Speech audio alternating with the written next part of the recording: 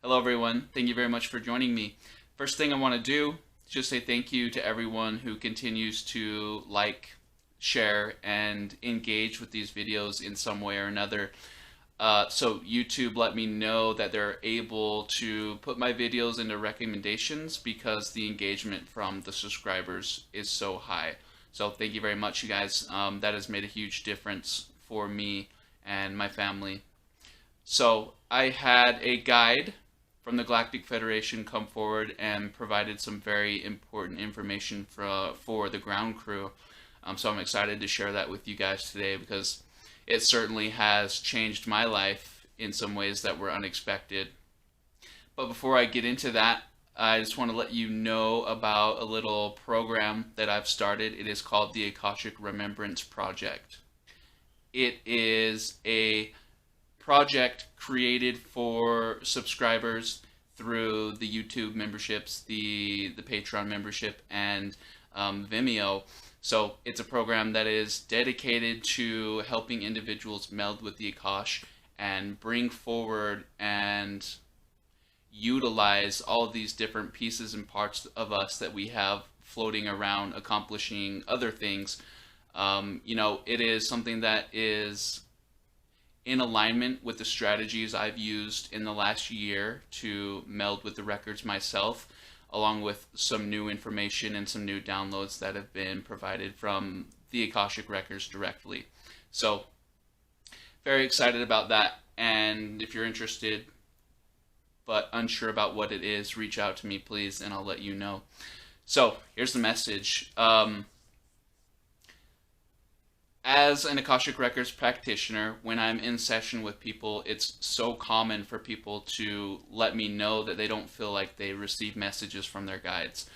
Or, when they do receive messages from the guides, it's not clear and it's hard to hang on to and it's not as detailed as they would like it to be. So, my approach I take when entering my own records is that I'm looking for things that I can do to help others overcome that. And this strategy or this path to achieving that was made known to me, and I was very grateful for it because, it was something that I've implemented myself just in a different way. I've said before, but the reason I started doing these YouTube videos is so that I can receive more information from my guides. And that is because they can excite me with the idea of creating content. They can get my attention, and the information tends to stick around a little bit longer because I'm actually putting it to use creatively, and it's something that's benefiting others. So the idea of a journal came forward, which is, not something that's out of the realm of ordinary or something that people aren't already doing. But it was interesting the way that they put it. So they don't want you to just have a journal. They want you to name that journal. They want you to print in bold letters on the front of that journal that it is reserved for something specific. And that something specific would be cosmic insight and wisdom from the guides that is sent to you in the form of a download for you to unpack and to study and to put into practice or share with others. So the name that came through for me for this book is they want you to title the book The Book of Truth, or The Book of Knowledge, or The Book of Revelation. Something that indicates that this book or this journal is reserved for that higher wisdom that is coming down the pipeline for you to receive. So you don't use this journal to jot down your everyday thoughts or to take note of something. It is specifically reserved for guidance and wisdom that comes through from the guides for you to receive. And having that journal titled or labeled in such a way puts you in alignment with those messages because you have an outlet to express those downloads, and you get excited when you do receive something because then you automatically go to, oh, I got to find my book. I got to get my book. I've got to write this down, and I've got to get it right. So doing that is a very powerful way to flex your intuitive muscle, and I think a lot of old souls have done that at certain points in time. But it's time to, in this new energy, put away everything else that you've done before and start new. So, new journal, new title, new me, receiving revelation and information from the guides that have a higher perspective than I do and can contribute solutions or ideas to my circumstance that will benefit me and those around me. So take that into consideration. It's not always these big profound shifts that are going to create ripples of change in our reality. Sometimes it's just a little wrinkle like that, and I was very grateful for that insight. So the second thing that came through, I was talking about emotional sensitivity, and I was asking why old souls and light workers tend to be more sensitive than others, even beyond the idea of being empathic and what that means to people. And the reason I ask is because it seems like some are feeling so out of alignment and feeling so frustrated on their path because they are so receptive and open to the energies of others, and it's very hard to protect ourselves from that, even though we do the best we can, and there's a lot of education revolving around protection. But you got to understand that that sensitivity is by design, and a lot of you were triggered at a certain point to become even more sensitive than you were. So my situation personally, I was always a sensitive little kid. I would have my feelings hurt easily, or it didn't take much to get an emotional response out of me. But I wasn't actually considered empathic until I was 19 years old. Actually 18 years old, and my empathic abilities were activated. That is because in the years that follow, I would awaken to my purpose, and it became my job to study myself and to study this density. So you are extra sensitive, and you're extra sensitive for a long period of time. That is because it requires that for you to study what's going on here so that you can draw from your toolkit and bring the skills and abilities forward that are going to be useful in this place.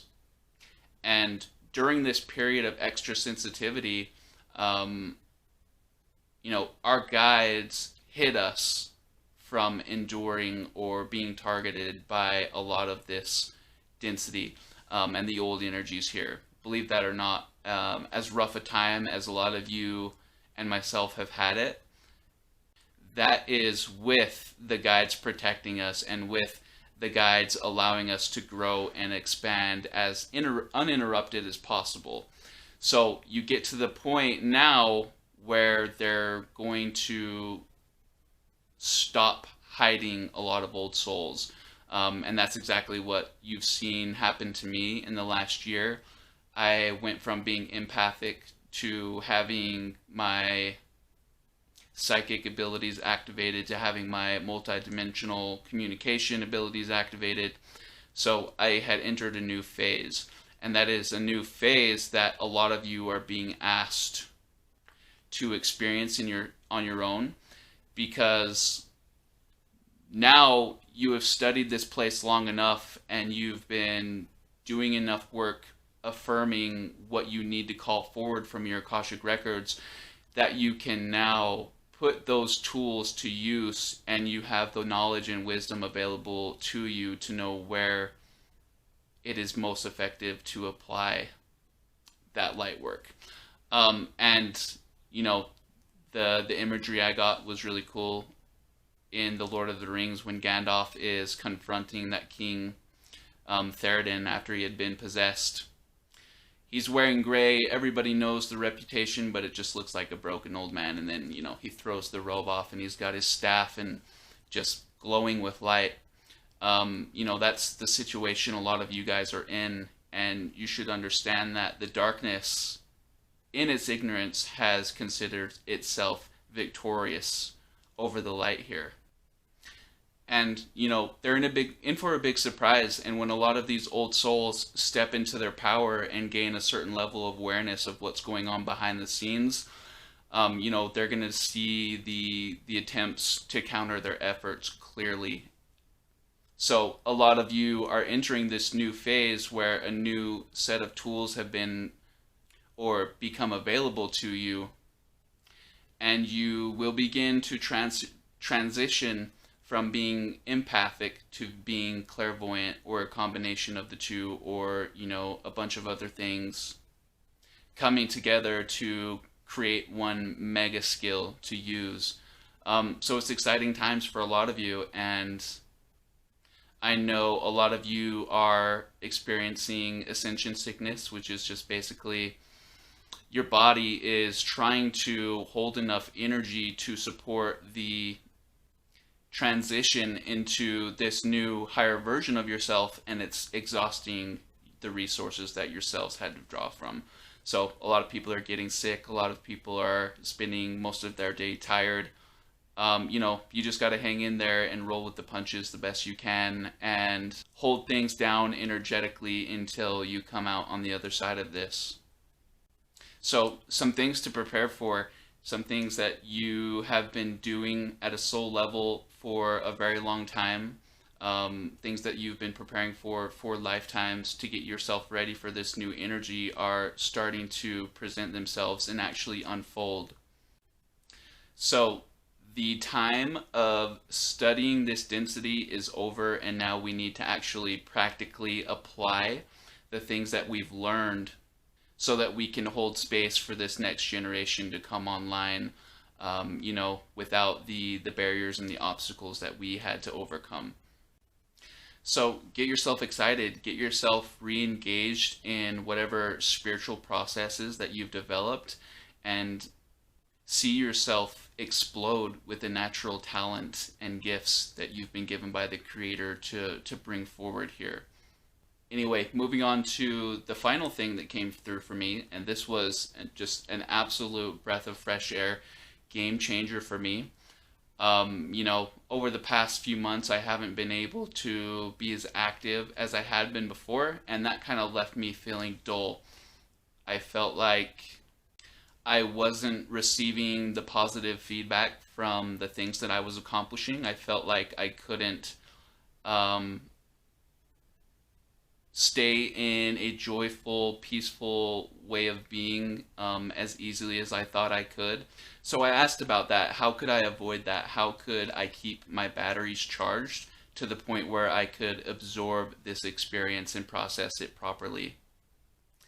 And the message I received actually made me chuckle, because it's something that they've intuitively been prompting me to look into for the last several months, but they kind of finally took a new approach and decided it was time to get me on board.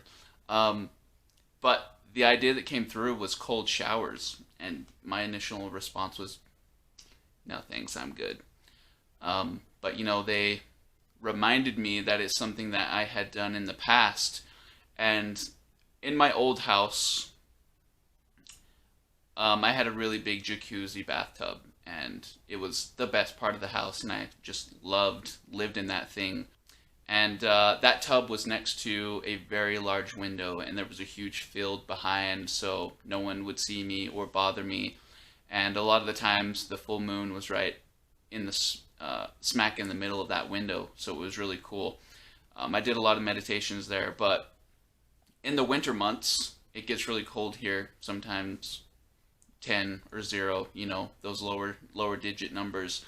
I would start to fill the tub slowly, so I would twist the faucet and just let it trickle in, and I would open the window and I would endure the cold for probably 10 or 15 minutes, however long it took to get the water level up to about waist height, and then I would submerge myself in the water. And the way that made my cells feel was so spectacular that I basically left that tub feeling high the rest of the night. But since leaving that house, I had kind of forgotten about that routine. So I asked them, how can I implement that now?